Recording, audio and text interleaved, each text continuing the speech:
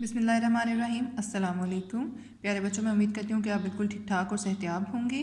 آج ہم پڑھنے جا رہے ہیں سیرت طیبہ باب صوم، اور اس میں ٹاپک ہے صلح حدیبیہ۔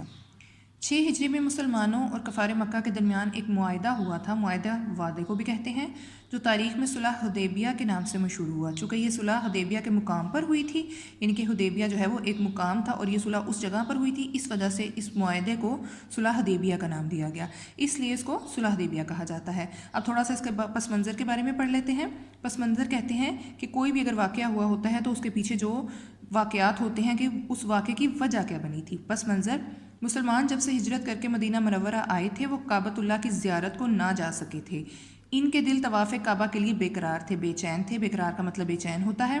رسول صلی اللہ علیہ وسلم کا بھی یہی حال تھا۔ 6 ہجری میں آپ صلی اللہ علیہ وسلم نے خواب دیکھا کہ آپ صلی اللہ علیہ وسلم صحابہ کرام رضی اللہ تعالیٰ عنہم کے ساتھ بیت اللہ کا طواف کر رہے ہیں۔ آپ صلی اللہ علیہ وسلم نے صحابہ کرام رضی اللہ تعالیٰ عنہ سے خواب کا ذکر فرمایا تو آپ صحابہ کرام رضی اللہ تعالیٰ عنہ بے حد خوش ہوئے۔ انہوں نے اسے غیبی اشارہ سمجھا۔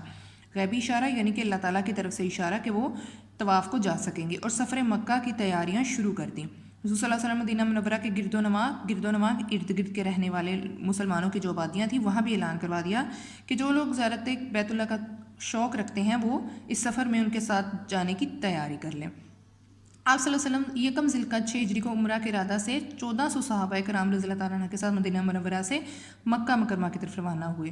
چونکہ آپ صلی اللہ علیہ وسلم کا ارادہ خالصتاً عمرہ کا تھا، یعنی کہ کسی بھی لڑائی جھگڑے یا لڑائی کا نہیں تھا، تو اس لیے انہوں نے رسول صلی اللہ علیہ وسلم نے فرما دیا کہ کوئی بھی شخص مسلح نہ ہو، کسی بھی قسم کا ہتھیار ان کے پاس موجود نہ ہو، صرف تلوار ساتھ ہو، اور وہ بھی نیام میں۔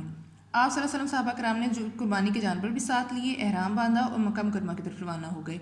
آپ صلی اللہ علیہ وسلم معروف یعنی کہ جو مشہور مکہ کی طرف جانے کے راستے تھے ان راستوں سے ہٹ کر بالکل انجان راستوں سے ہوتے ہوئے مکہ مکرمہ سے طرف گئے، سے ایک منزل کے فاصلے پر حدیبیہ کے مقام پر جا پہنچے۔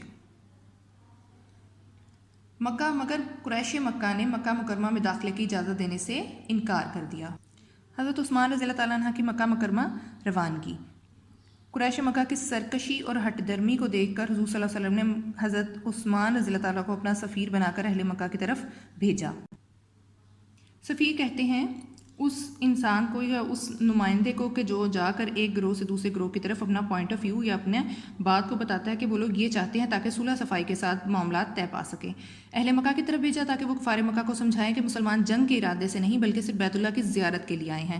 حضرت عثمان رضی اللہ تعالیٰ عنہ جو ہے وہ 3 دن تک قریش مکہ کو سمجھاتے رہے مگر ان پر اثر نہ ہوا، اور ادھر جو رسول صلی اللہ علیہ وسلم تمام تر صحابہ کرام رضی اللہ تعالیٰ عنہ جو ہیں وہ اس حضرت عثمان کی واپسی کا انتظار کر رہے تھے کہ افواہ پھیلا دی گئی کہ کفار مکہ نے حضرت عثمان رضی اللہ تعالیٰ کو شہید کر دیا۔ اب بیت رضوان، اس کے بعد یہ ہوا کہ رسول صلی اللہ علیہ وسلم کو جب حضرت عثمان غنی رضی اللہ تعالیٰ عنہ کی شہادت کی خبر ملی تو آپ نے حضرت عثمان رضی اللہ تعالیٰ کے خون کے بدلہ لینے کے لیے صحابہ کرام سے بیعت لی، اور جس انتہائی جوش و جذبے سے تمام صحابہ کرام نے بیعت کی۔ رسول صلی اللہ یہ جس درخت کے نیچے جو ہے وہ ایک یہ بیعت لی گئی تو اس درخت کو بیت رضوان کہا جاتا ہے۔ بیعت کے وقت ایک درخت کے نیچے بیٹھے تھے، اس وجہ سے اس بیعت کو بیت رضوان کہا جاتا ہے۔ قریش مکہ نے اپنے جاسوسوں کے ذریعے مسلمانوں کے حالات سے باخبر رہے تھے۔